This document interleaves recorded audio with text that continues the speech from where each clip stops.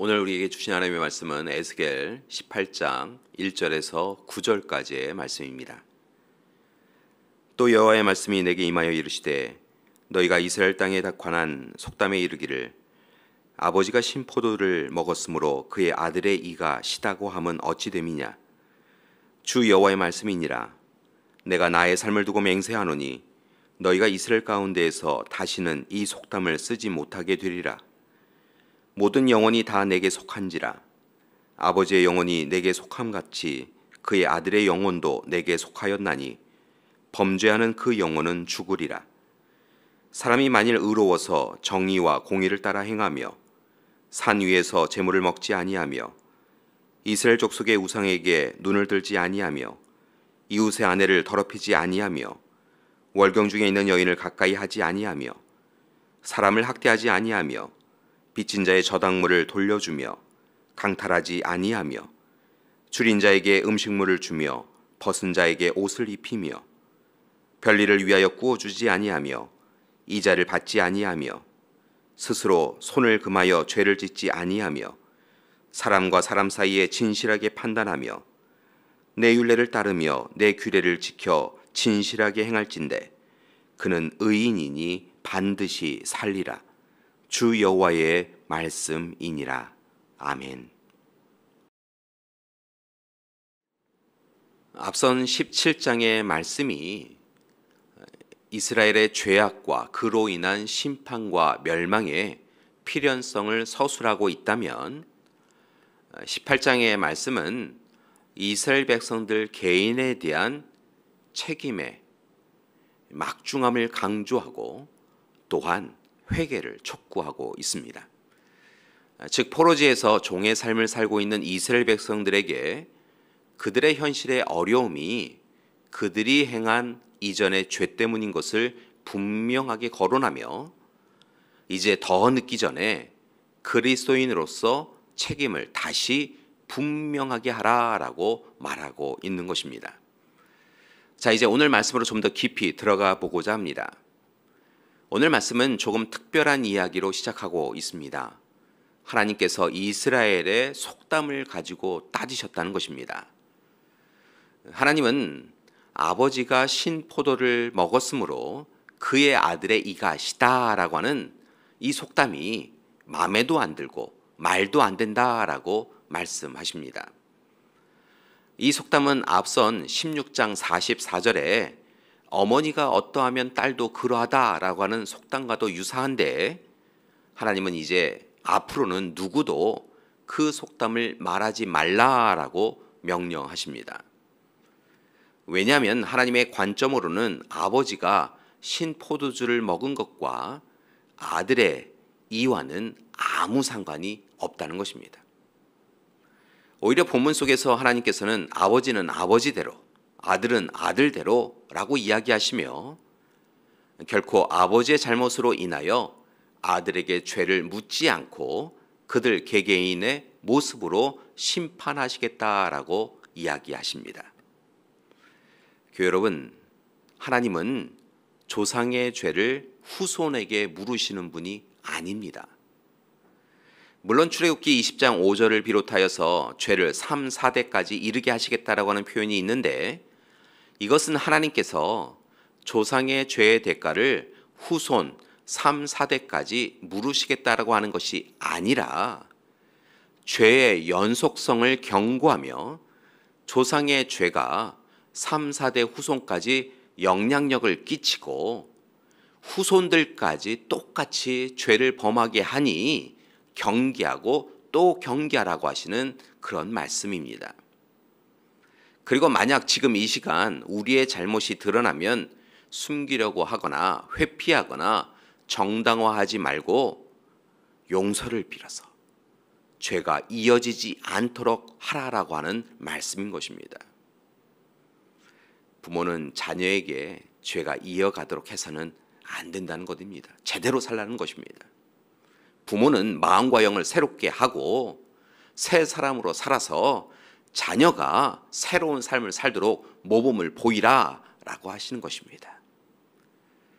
따라서 조상의 죄 때문에 후손이 잘 안 된다라고 하는 것은 성경을 제대로 이해하지 못한 것입니다.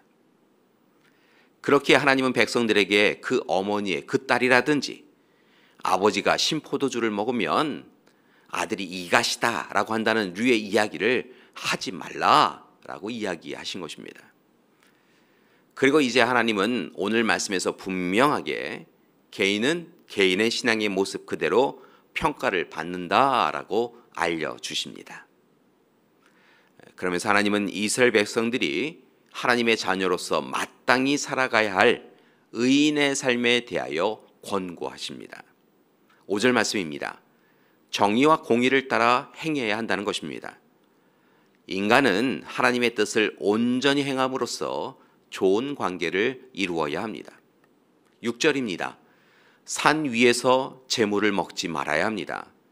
이것은 산당에서 우상을 숭배하는 일을 금지한다라고 하는 의미입니다. 하나님의 자녀는 우상에게 눈을 들지 말아야 합니다. 자신을 부정하게 만드는 것은 여러분 하지 말아야 합니다. 7절입니다. 사람과의 관계가 좋아야 합니다. 특별히 말씀을 보니까 가난한 자와 약자를 억압하여 노하게 하지 말아야 한다고 이야기하고 있습니다. 오히려 하나님의 사람으로 그들을 섬기고 돌보아 주어야 합니다. 8절입니다. 물질을 가지고 타인에게서 이익을 얻어서는 안 됩니다. 형제는 돌봄의 대상이지 이윤을 얻기 위한 대상이 되어서는 안 되는 것입니다. 9절입니다. 율례, 규례, 법령을 지켜야 합니다. 하나님의 말씀대로만 살아야 합니다. 이것이 바로 하나님께서 모든 개인에게 원하시는 자녀의 삶, 의인의 삶입니다. 그리고 이러한 삶은 그리스도인이 지금 이 시대에 살아가야 할 삶이기도 합니다. 혹 만약 우리가 하나님 뜻대로 살지 못하고 있다고 한다면 여러분 이 시간 회개하셔야 합니다. 하나님 앞에 돌이켜야 합니다. 에스겔의 시대에 포로로 잡혀온 사람들은 한 가지 근본적인 문제 때문에 고민하고 있었습니다. 그들은 그들이 처한 어려움이 누구의 죄 때문인가라고 하는 것을 묻고 있었습니다. 나라를 잃고 포로로 잡혀온 이들의 비극이 자신들의 죄가 아니라 이전에 조상들이 행한 일로 인한 대가라고 여겨지고 있었기에 후손들은 이 일이 자신들이 당하고 있는 고난이 부당하다라고 생각하였던 것이지요. 그런 의문을 가진 이들에게 하나님은 말씀하고 계십니다. 죄에 대한 대가는 결코 후손에게 이어지는 것이 아니다라고 말씀하신 것이지요. 그리고 하나님은 한 가지를 더욱 강조하시는데 후손들이 지금 당하고 있는 고난을 통하여서 삶의 우선순위를 바꿀 수 있어야 한다라고 이야기하고 계신 것입니다. 즉, 죄의 영향력 때문에 계속하여 욕심을 가지고 익숙한 대로 죄를 범하지 말고 이제 회개하고 돌이켜서 하나님의 은혜를 누리라는 것입니다. 즉, 조상이 신맛 나는 것을 먹고 힘들었다면 후손은 신맛 나는 것들을 먹지 말아야 한다는 것입니다. 조상이 잘못된 길에 서서 어려움에 부닥쳤다고 한다면 백성들은 조상이 걸어간 그 길이 아니라 새로운 길을 걸어야 한다라고 하는 것을 말씀하시는 것이지요. 하나님이 원하시는 삶, 그 삶을 사는 것이 바로 의인의 삶이요 후손들이 살아가야 할 삶인 것입니다. 교회 여러분, 바라기는 우리 믿음의 가족들이 지금 여기에서 하나님이 기뻐하시는 의인의 삶, 그 삶을 살아가시길 바랍니다. 모든 영혼이 다 하나님께 속하여서 정의와 공의를 행하며 하나님이 주신 율법과 규례를 잘 지키며 다른 이를 학대하지 아니하고 다른 이의 것을 빼앗지 아니하고 오히려 약자와 병자를 위하여 수고하고 애쓰며 살아가기 원합니다. 하나님과의 관계 그리고 공동체와의 관계를 회복하며 살아가야 될 줄 믿습니다. 교회 여러분, 어렵고 힘들지만 그리스도인으로서 책임감 있는 삶, 의인의 삶을 살아감으로 하나님을 기쁘시게 하는 그런 하루가 되시기를 소망합니다. 그때 하나님께서 우리와 함께 동행하여 주시며 세상이 줄 수 없는 평안을 허락해 주고 세상이 알 수 없는 사랑을 허락해 주실 줄 믿습니다. 오늘 하루도 하나님의 은혜를 온전히 누리시는 우리 믿음의 가족들 되시기를 간절히 기도드립니다. 함께 기도하시겠습니다. 사랑의 하나님, 오늘 우리가 서 있는 삶의 자리를 들여다봅니다. 하나님, 우리는 온전히 하나님 앞에 서 있습니까? 하나님, 우리를 더 하나님께로 이끌어 주시옵시고 품에 안아 주시고 하나님의 마음, 뜻, 계획을 알게 하여 주셔서 하나님이 이끄시는 삶을 살아갈 수 있도록 도와주시옵소서.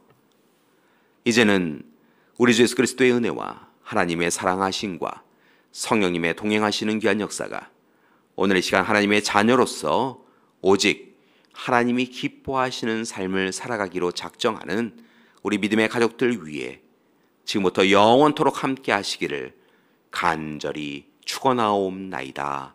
아멘.